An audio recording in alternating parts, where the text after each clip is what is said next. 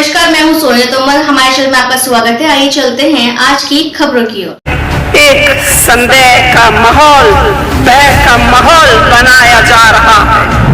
यह एक नैतिक लड़ाई है। इसमें जीत हासिल करने के लिए हमें अपने आप को भी दुरुस्त करना पड़ेगा। राजनीति से मेरा नाता निजी था।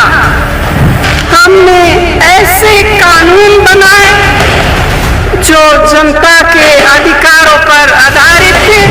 हमारे संवैधानिक मूल्यों पर हमला किया जा रहा है।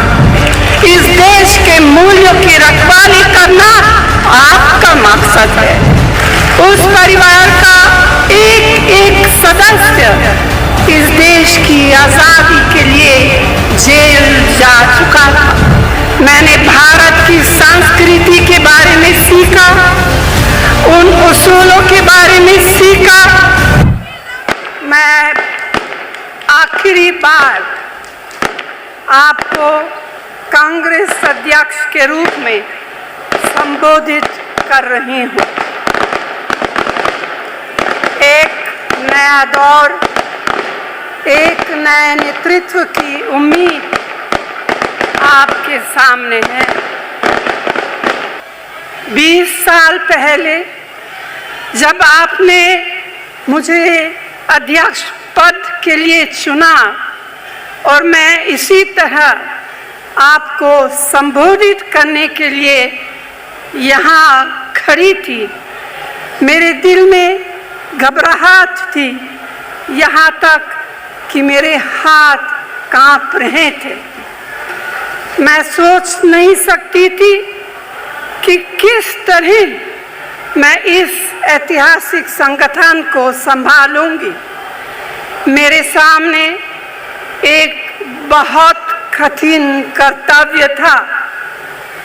तब तक राजनीति से मेरा नाता निजी था।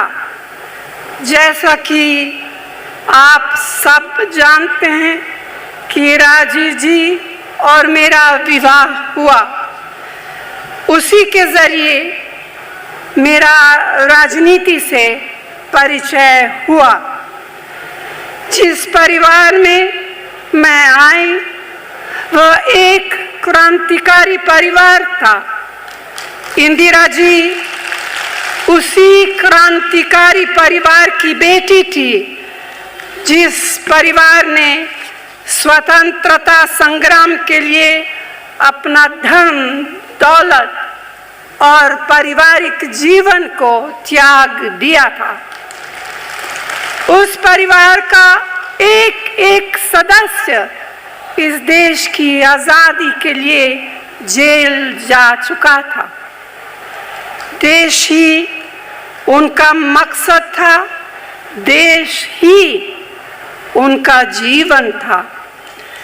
इंदिरा जी ने मुझे बेटी की तरह अपनाया। उनसे मैंने भारत की संस्कृति के बारे में सीखा, उन उसूलों के बारे में सीखा जिन पर इस देश की नींव डली है। 1984 में उनकी हत्या हुई। मुझे ऐसा महसूस हुआ जैसे कि मेरी माँ मुझसे छीनी गई है।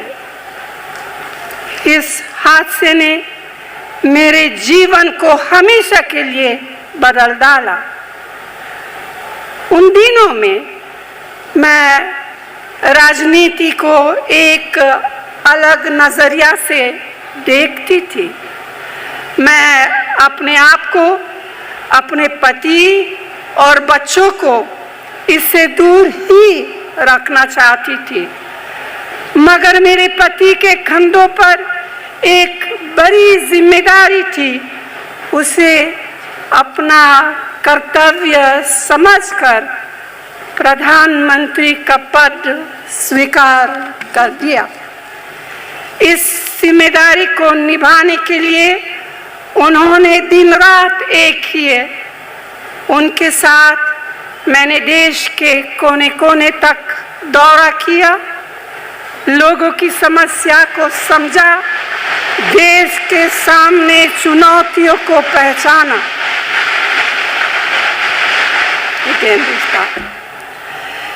इंदिरा जी की हत्या के बाद 7 साल बीते थे कि मेरे पति की भी हत्या की गई। मेरा सहारा मुझसे छीन गया। इस दौर को पार करने में कई साल बीत गए हैं। केवल जब मुझे एहसास महसूस होने लगा कि कांग्रेस पार्टी कमजोर हो रही है, उसके सामने गंभीर चुनौतियां आ रही हैं और सांप्रदायिक तत्व उभर रहे हैं, तभी मुझे पार्टी के आम कार्यकर्ताओं की पुकार सुननी पड़ी। मुझे यह महसूस हुआ कि इस जिम्मेदारी को नकारने से इंदिरा जी और राजीव जी दोनों की आत्मा को ठेस पहुंचेंगे और उनका बलिदान व्यर्थ जाएगा। इसीलिए देश के प्रति अपने कर्तव्य को समझते हुए मैं राजनीति में आई थी। उस समय कांग्रेस के पास, जहां तक मुझे याद है, शायद केवल 3 राज्य सरकारें थी। हम केंद्र सरकार से भी काफी दूर थे। इस चुनौती का सामना किसी एक व्यक्ति का चमत्कार नहीं कर सकता था। आप सबके सहयोग से हमने बेमिसाल कामयाबी हासिल की और एक के बाद एक 2 दर्जन से अधिक प्रदेशों में हमारी सरकारें बनी। ऐसे परिणाम मजबूती इरादे, अपने सिद्धांतों के प्रति संकल्प और समर्पण से प्राप्त होते हैं।